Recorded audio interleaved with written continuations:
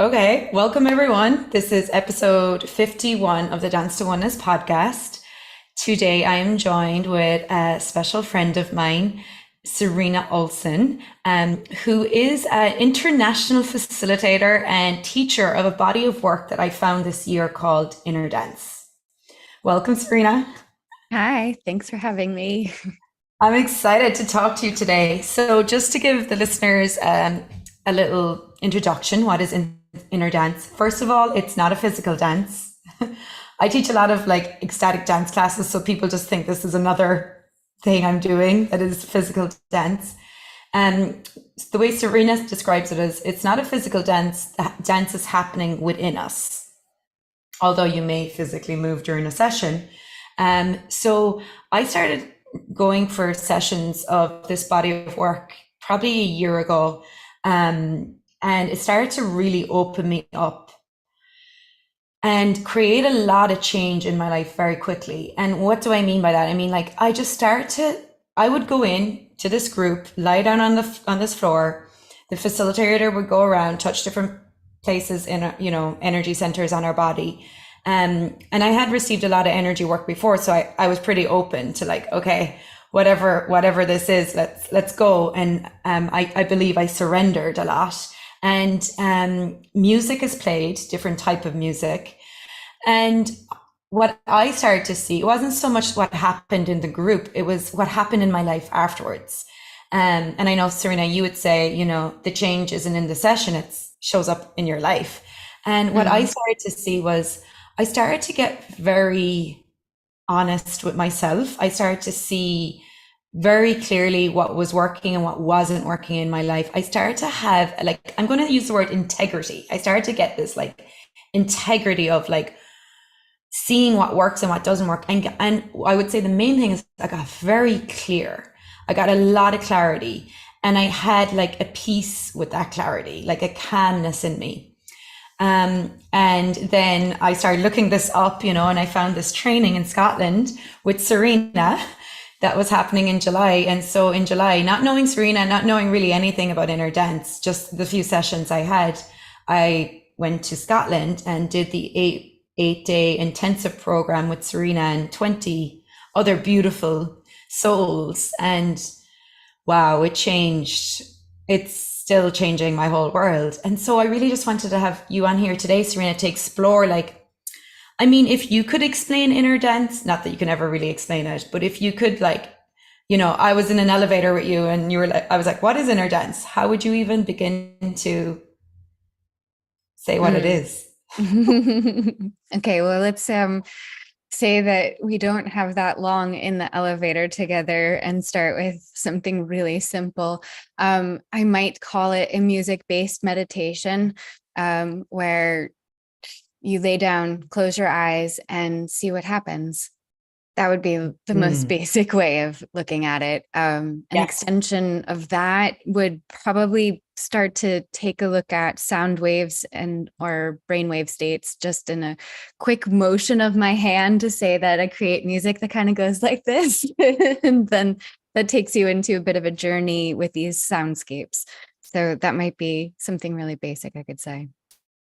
Yeah, and so I had gone for, like these CAP sessions, Kundalini activation process in Florida, and they didn't have the soundscapes. They put together music, from Spotify, which was still really powerful.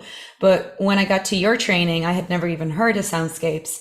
And the first session I laid down, you're like, okay, we're going to begin. And I laid down and you start with these soundscapes, which by the way, Serena is like DJing live in the room and she's putting together all this different type of music and layering it. And I had never heard a soundscape before. And the minute it began, I was like, oh my God, okay, we're going there. And it was so deep, so primal, Mm. so raw. And like, you talk like I didn't understand what was happening, but in the training you really, and you've been explaining to me, because I've been like calling you up and asking you questions like what's going on here, like how you explained it to me with the, like when you go into meditation, you're in the, is it delta or theta? Yeah, Delta.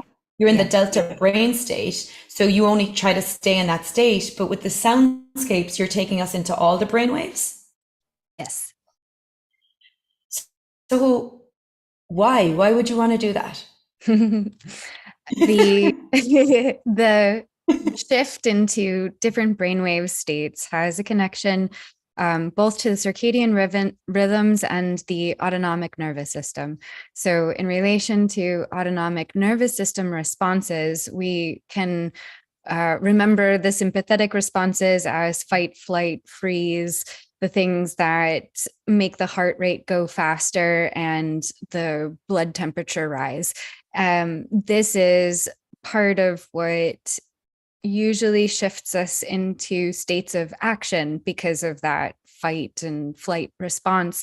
So these changes into a heightened response from the nervous system is able to bring us into a deeper state of balance when noticing that a lot of the sympathetic charges come when you're moving up into the higher brainwave states, and the state of rest akin to the parasympathetic nervous system happens more in that delta meditative, restful, peaceful, quiet pause in between some of the chaos.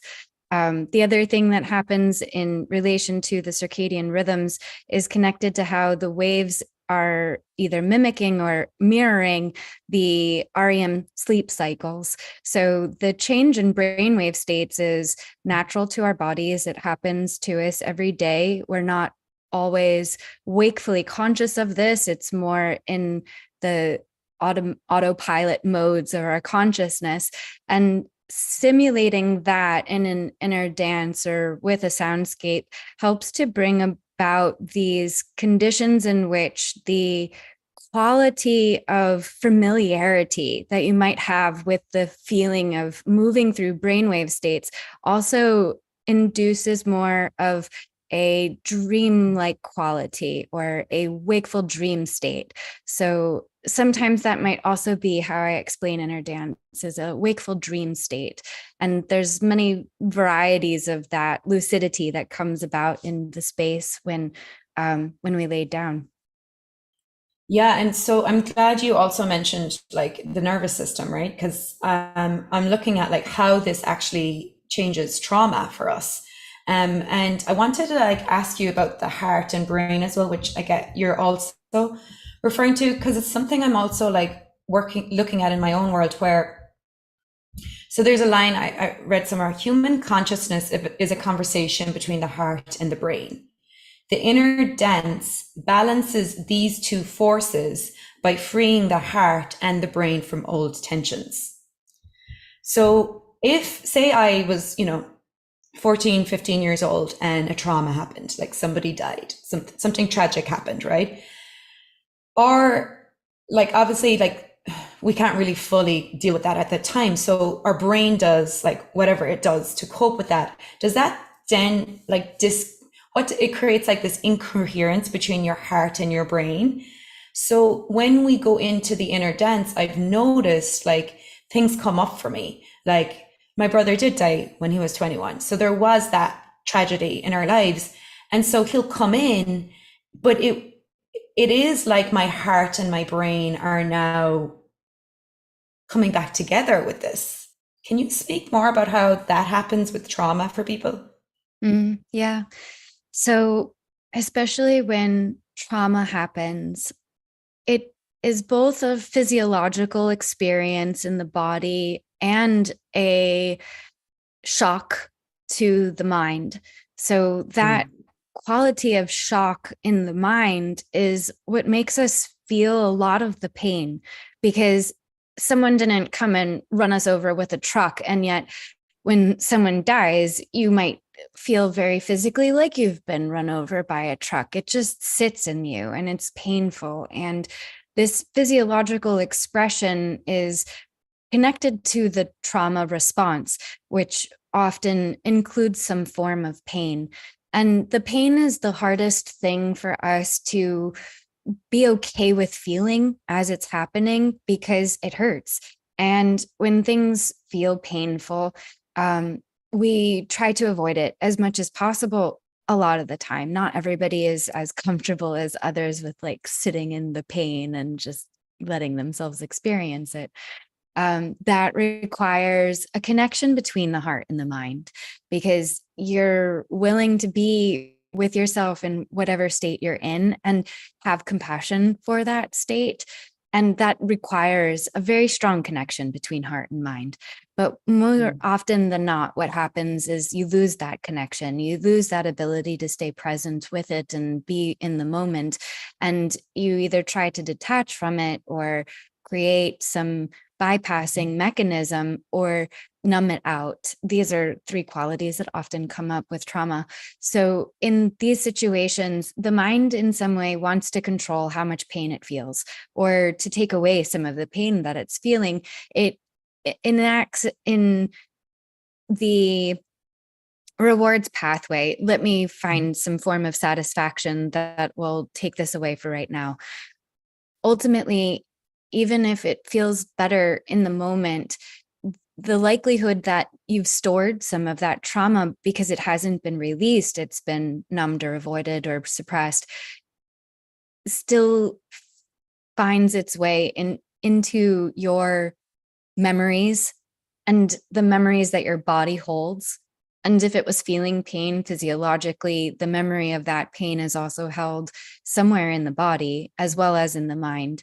This leads to avoidance patterns, and it keeps us locked in these feedback loops. And if the feedback loop is coming from a traumatic response, which is often a reaction more than a clear and present awareness from which you are responding, things get a little bit tense or hard to find. They hide in little crevices of our mind and body, or, every now and then you get an upset stomach when you think about that person and realize you're still quite sad.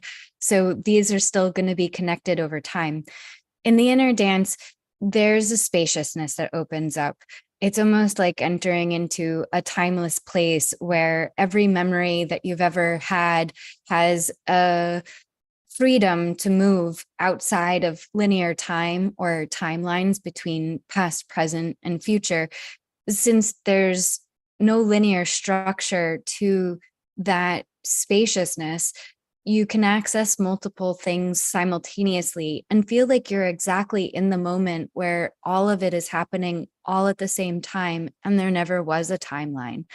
In that space, the connections between mind and heart are often intensified or amplified, because in order to be in that space, you have to be coming from a connection between heart and mind prior to actually entering the spaciousness.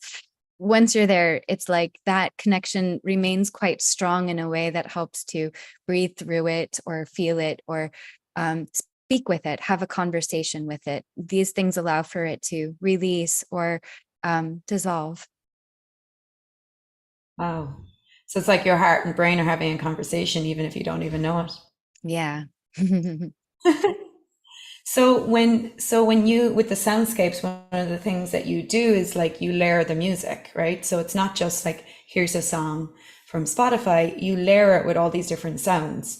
So that was the most surprising thing for me when I first lay down. I was like, oh my God, like all these sounds. And it was so stimulating. Like I didn't know where all the sounds were coming from. They were coming from everywhere. And then at some stage, you're hearing sounds that are probably not even in the soundscape. So, like you might hear like a song is playing, but at the same time, a door is opening and the water, you can hear the water. What is the purpose of that?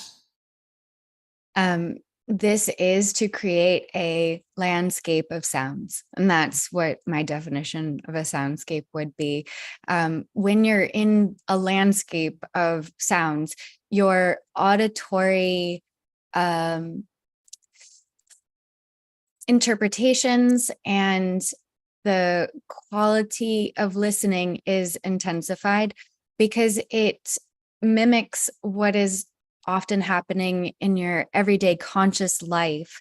But when you aren't consciously thinking about all the sounds around you, you don't notice them as much. When you're laying down, all of a sudden, all the sounds become quite visceral. It's an experience of the sound. And especially when we do this process live in person and can bring other instruments, we are also moving around the room and making sounds in the space so that it intensifies that.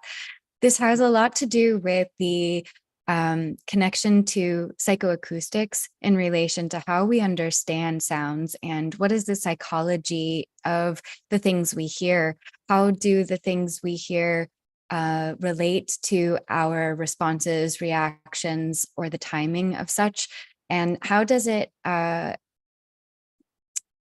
bring up memories in a way that relates to maybe less of a pinpointed place and more like a nostalgia? A lot of times these layered sounds can create conditions in which nostalgia is present, and that also allows for us to enter more of a spaciousness. The qualities of that are quite strong and diverse. And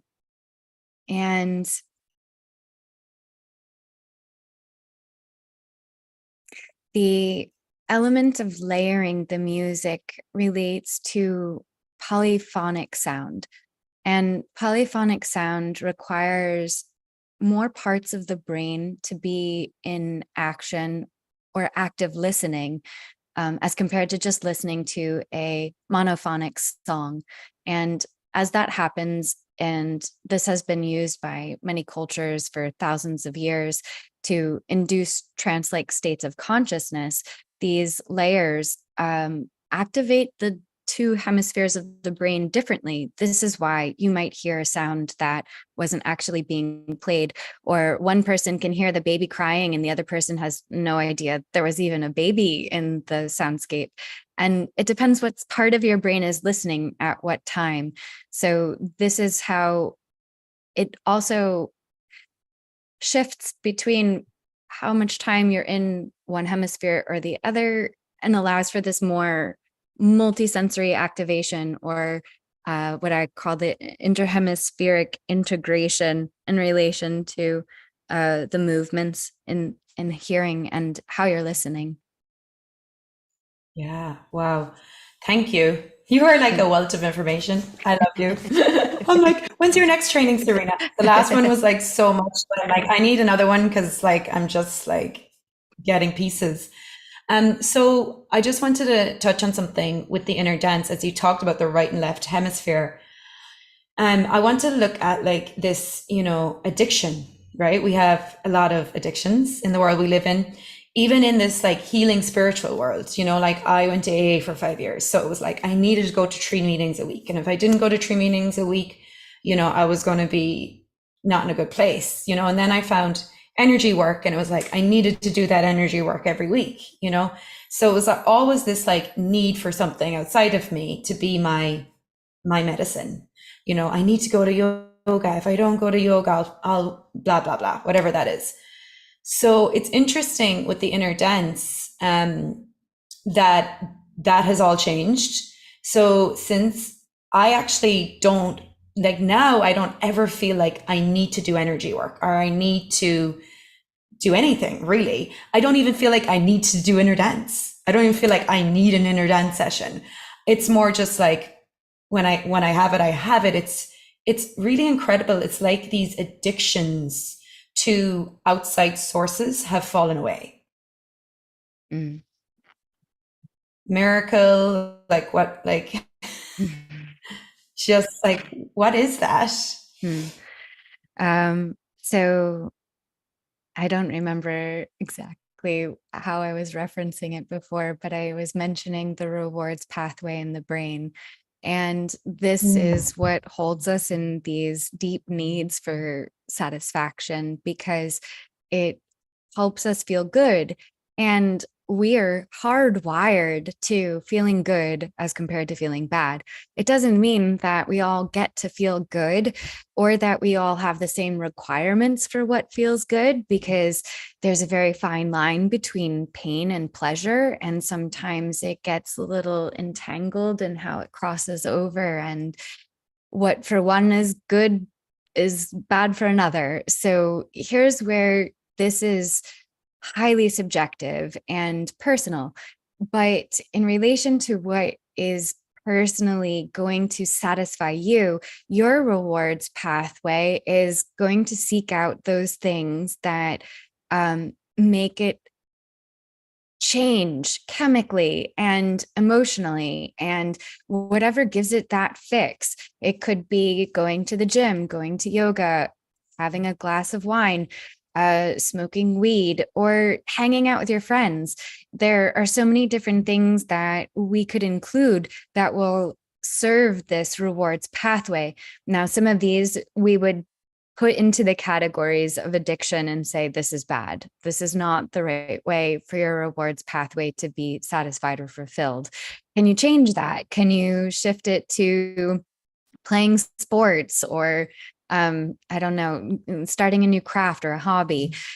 These are things we've been told will help us because it naturally creates some of the happy hormones that we usually get from the activity in the rewards pathway.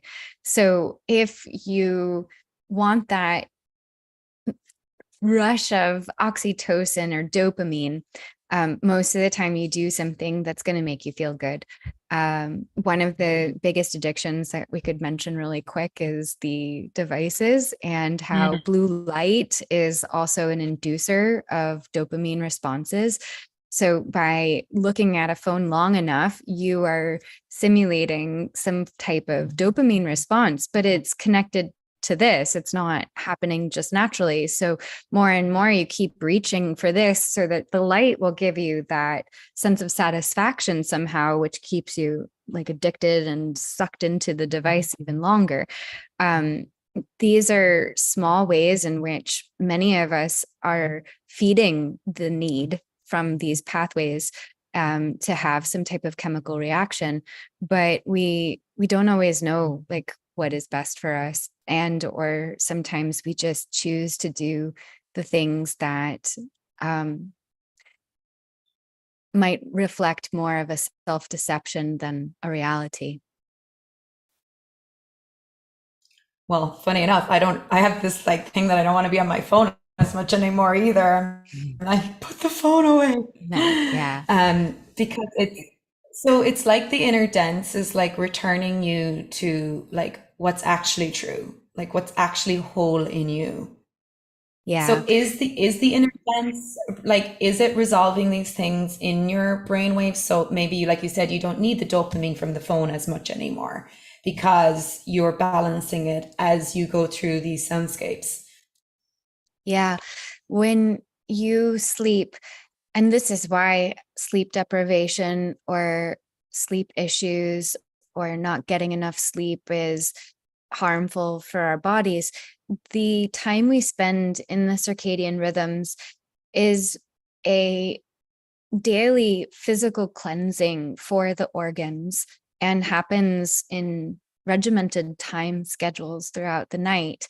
And the time we spend dreaming is so helpful for our daily lives because we can often work out various subconscious issues or tensions, or even, let's say, the thing you're working on that once you can figure it out is going to lead to like some big breakthrough, whether that be in at work, in your job, or in your home life, or in just, I don't know, some puzzle you're trying to solve. And you spend time in dream states going through these things so that you can actually perform better in the reality of 3D. And in that way, this is giving you more space in this dreamlike state where things can be worked out.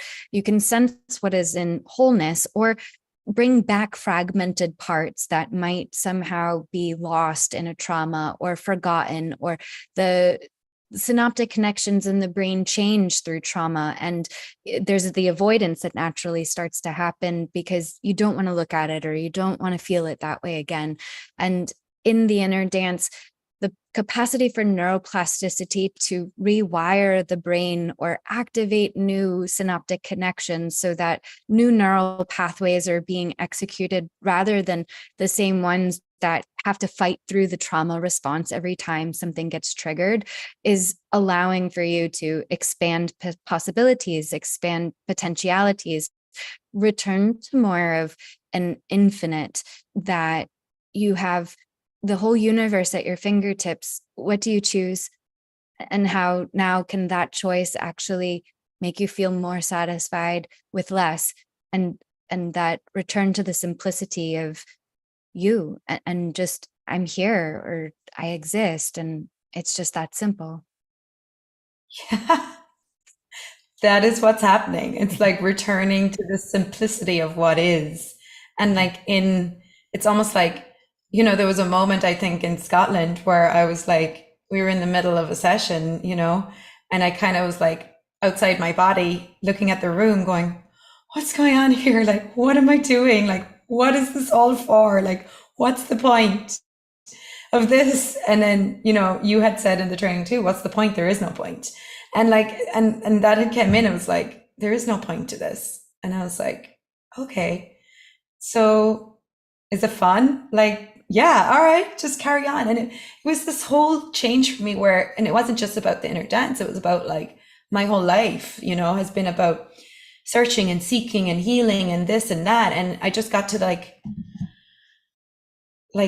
there is no point, but there is a point, like this is like you said, like this is everything and nothing. Like it's just, yeah, it's really like everything's being weaved together. And what I wanted to touch on too was like the trauma thing again, because I did title Healing Trauma Through Inner Dance. And I'm not like claiming inner dance heals trauma. Like obviously it's everything works differently for everyone. But I've been noticing like for my own world and my own body, I would be someone who would be quite triggered easily. Like I would live, I would have a high energy and I could get anxious very fast. And I've noticed that I am a lot more centered in my body. And I notice people too. And I wonder, it's like, if you have trauma, which we all do, and then like you said, you go into these lucid dream states, like in your dreams where you can work things out. But now we're lying down in this class or with this facilitator or in this environment, and we are purposely putting people into lucid dream states. But at the same time, you're also putting them into activated states, because you don't just keep them in the delta meditative, we're going to sleep now state. You move them to alpha, you move them to beta. And so the music can get very like turned up, like activated, it's loud. Is that also helping people work through trauma in their systems now, but in a safe environment? Yeah. So I would still say that inner dance isn't for everyone, or if it isn't for you, that's okay. Not everybody is ready for these layered sounds that also sound quite confusing or chaotic at times, because the brain is so hardwired to hearing things monophonically or working in a very rational, logical, sequential way. And when the brain is really strong in relationship to, let's say, more left-brained processing, or it just focuses so much on the tangibility of the physical world, it's a lot harder to sense the value in something like this. But for those who are ready and willing or curious enough to see, what is this like for me in this moment right now, there can be a lot that opens up, because you are creating conditions inside of yourself for the change in musical waves to support the whole system. If there's too much skepticism in a person or their body when they lay down, this can impact how good, let's say, how good it actually feels, or if it feels like it's anything at all. That doesn't mean that it's not working. It just means that the effect either might be a lot more subtle or indecipherable from what was normal prior to coming to a session. In situations like that, it's easy for our minds to turn off that which we're either not ready for or are not willing to look at or don't fit into the structures of our own current worldview because that's also very, very much a part of like our reality too. Yeah. So in the inner dance, when there's an appreciation for this sound, or it seems to activate the brain in a way that says, wow, I've never felt that before, because I've never given myself permission to experience just listening and laying. And somehow you put music on, and now I'm going through something very different than what my 3D reality often represents. I think this is when um, it becomes so much more clear that there's a lot that we don't know when we only focus on our wakeful consciousness. What if we willingly chose to spend more time in the dream states? What if we had other ways to activate dreaming consciousness without having to go to sleep at night? What might that do to support us on many different levels? And what would that look like in our wakeful life if these changes really are taking place? The deeper the change happens, the more likely you are to notice differences in the wakeful conscious reality or your daily life patterns, the things that you like or dislike, the types of programming that seem to be washing clear or deprogramming in some way. And all of that could feel really subtle.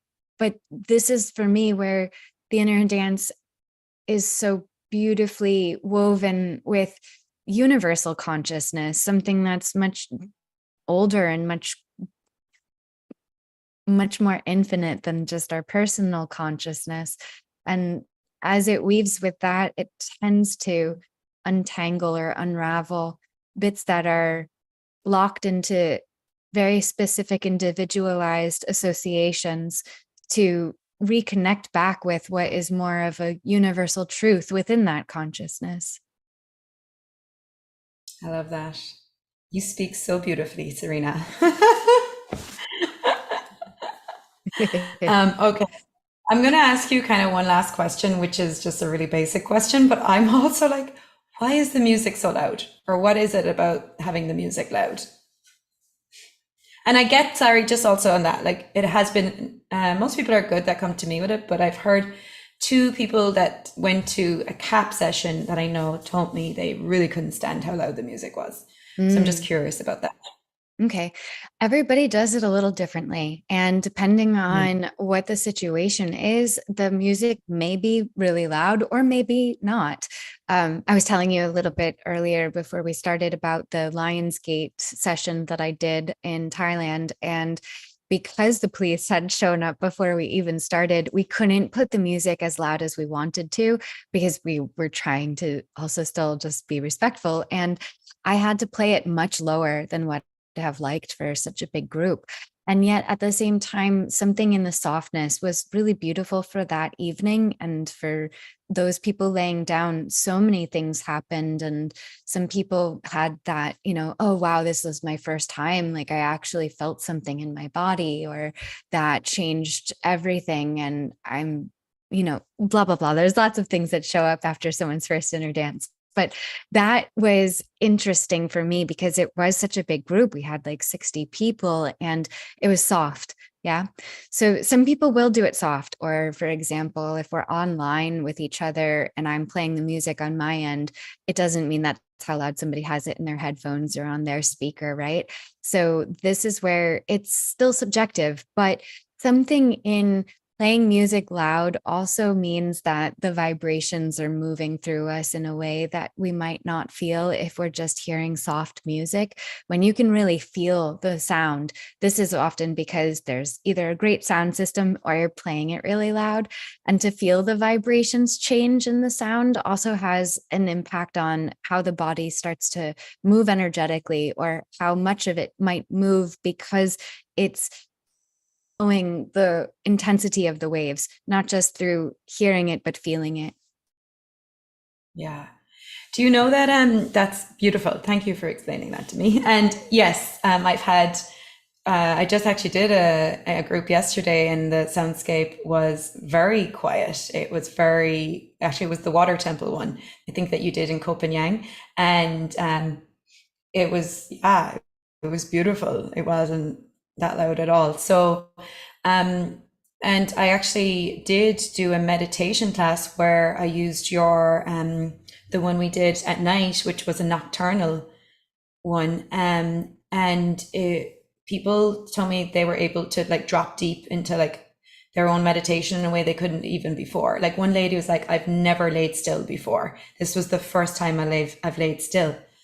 And even me personally too, like when we were in Scotland, like there was a couple of sessions where like I didn't move. Like I went so deep and out wherever I went. Like it was like the stillest I've ever been. And then there's sessions where my body just moves most of the session. I love how it's different every time. Mm. Yeah. Yeah, I've also really appreciated creating tracks that can be more in the background or used at night or played quite softly and still felt really deep. And some tracks I've created without any real music, it's mostly just nature sounds. And so instead of building through brainwaves between deltas that are mostly nature into something more like a intense techno or electronic beat, the intensity builds from the expanse of the landscape in a track, and yet you could still play it very softly, and somehow it would even take you maybe quite a lot deeper than if you were hearing it super loud.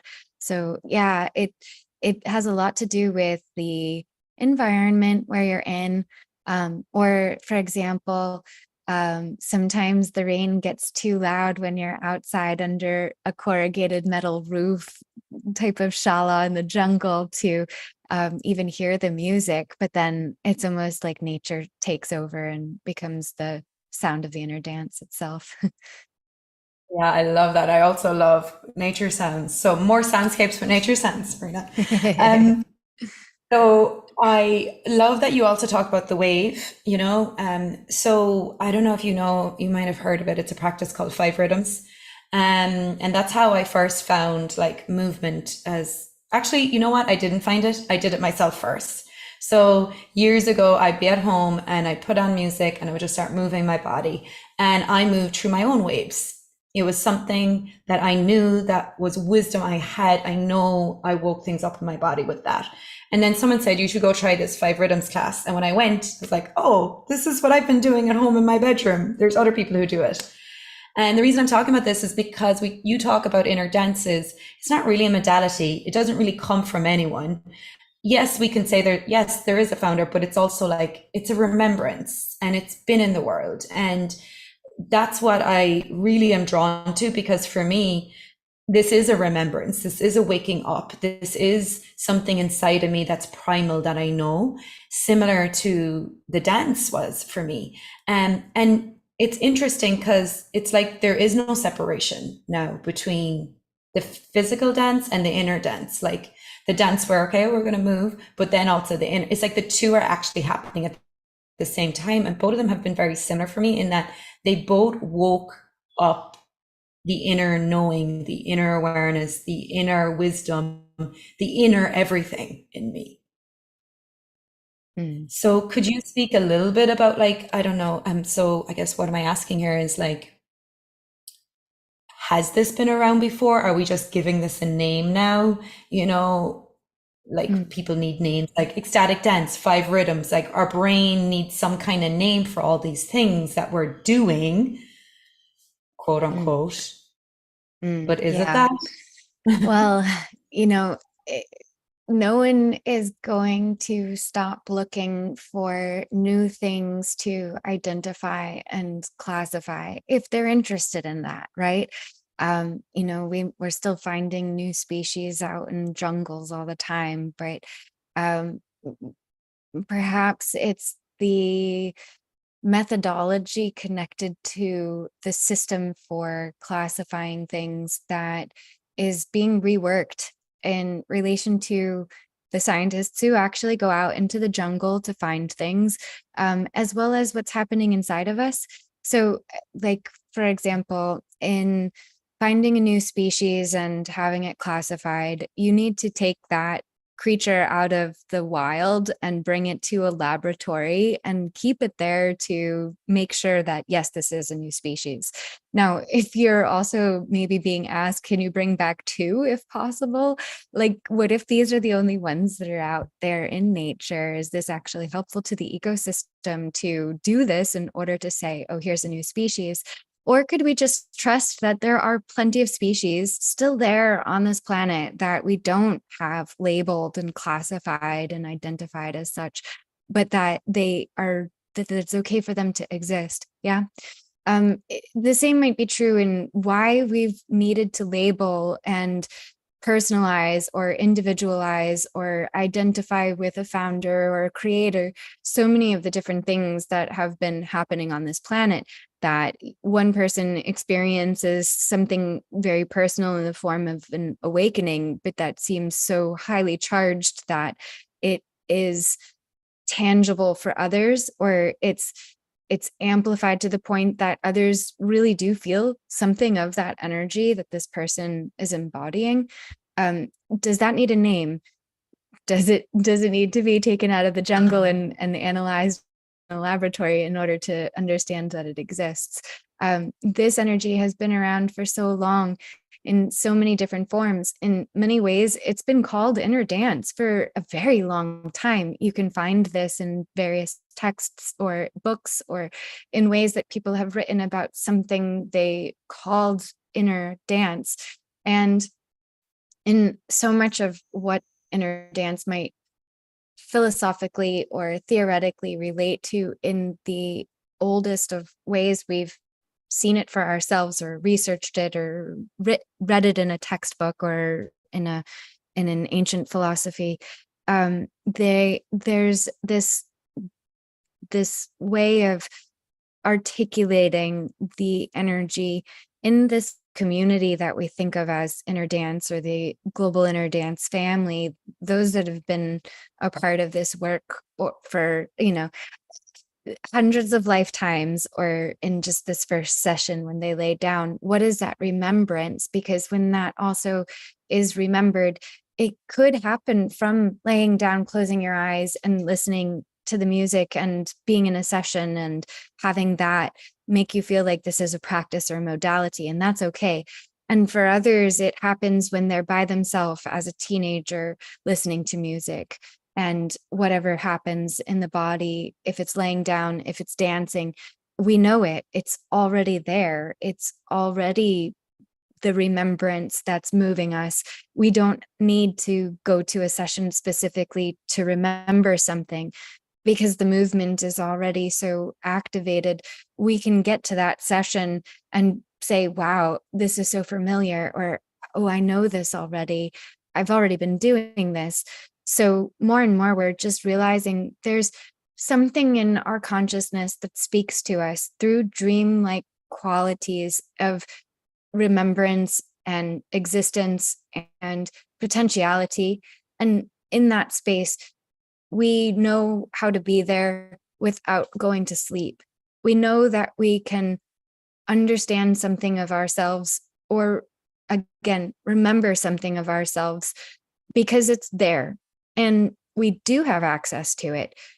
We just aren't taught that in school. And most of our parents wouldn't remember how to speak this, because these might be languages that have been quite forgotten for a long time, or the feeling that what we're accessing still relates to, let's say, tribal superstitions or things of the past in a ritualistic way that we purposefully let go of in order to continue.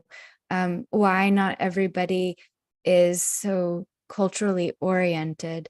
And yet here we are, transcending culture, transcending any ritual or religion or means of accessing this from, let's say, an elite system or a hierarchical way of translating technology to the people. We are the people, and we're doing something very simple. We're laying down, closing our eyes, and seeing what happens. Now, to have that as an embodied state where you remember yourself this way it's very empowering. Yeah. And it doesn't require very much, but you have to be able to trust something so simple in order to also appreciate that it's always there. Yeah. Wow. I love that. You have to be able to trust something so simple in order to know it's always there. Hmm. That's beautiful. That's a great line to end at. Serena, I'm so grateful for you. I'm sure this won't be our last conversation. Yeah. Thank you so much for joining me. If any of you want to know more about InnerDance and Serena, she has a website. It's www.innerdancetrust.com. Yes. Okay. And it's in the show notes as well, your website. Is there anything you want to share before we finish, or? That's it for me. Thank you very much for Oh, having this chat. Yeah. well, if people want to experience a session with Serena, she offers inner dance sessions online. She does teacher trainings as well online, right? Yes. Sometimes live, but not much, right? We'll see We'll see. with the live I training. should have my 2024 schedule in the next month or so. And I'm hoping by the end of next week to have the dates for the next online training course available for people. The planned start for that would be by mid-October. So I will have one more online training this year. And then next year, I've got some things in the works, but nothing solidified just yet. Yeah. So you can check her website out as well. And if any of you are local in Florida, in Delray Beach, I'm offering this soundscape inner dance sessions in person and also in groups. And I'm offering it online as well. So thank you, Serena. Thank you for bringing so much. Thank you for the soundscapes. Thank you for like being so creative, and like I'm like every day I'm like, oh my God, I'm so grateful for you. Like I'm putting that into your world. I'm not like calling you up, telling you every day, because what you've created with the soundscapes, when people have a session like with me or a group or whatever, they literally get up and like, what was that? They're like, I've never heard anything like that before. And so I'm seeing it create a lot of change for me personally and for people. So I'm very grateful for what you bring to that with your how you see sound and music working. So thank you. Thank you. Yeah. Yeah. Much love for that. And very, very happy for the gift of being able to share it. Yeah. I have like in my head, I have a whole list of soundscapes I want you to make, you know? I'm like, okay, can you do it? Yes, can you do it? I'll send you the list soon. All right, I'll get on it. I'm like, nature spirits, yes.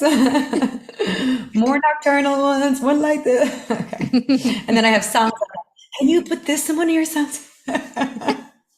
Yeah. Goodness. I have a new computer arriving this weekend, so I'm hoping that will enhance my ability to work on some of these creative projects, because my little laptop just isn't cutting it anymore. And then Okay. let's see. I'm hoping it'll spark some creativity. I'll send you I'll send you everything that's popping for me, and then you can be like, all right, Amy.